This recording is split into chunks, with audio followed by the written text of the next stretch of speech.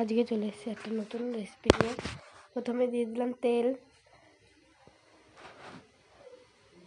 তারপরে কাশ্মীরি লঙ্কার গুঁড়ো, আগে থেকে পেস্ট করা অনেক রকম মশলা দিয়ে, পুদিনা পাতা, ধনে পাতা দিয়ে মিশিয়ে তার উপরে চিকেনগুলো, কেটে রাখা চিকেনগুলো দিয়ে দিলাম।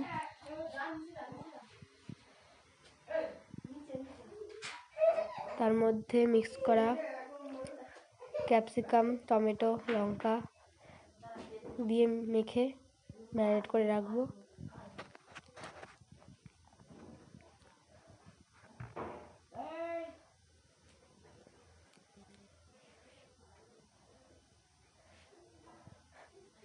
তারপর বাড়িতে বানানো উনুনের মধ্যে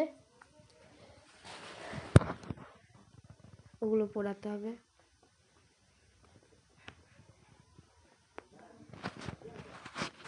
যাতে মাংসের ভেতরে সেদ্ধ হয়।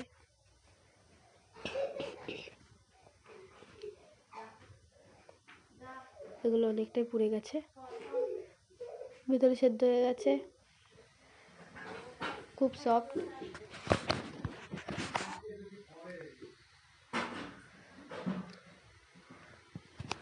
তারপর তৈরি হয়ে গেল আমাদের নতুন রেসিপি চিকেন তন্দুরি।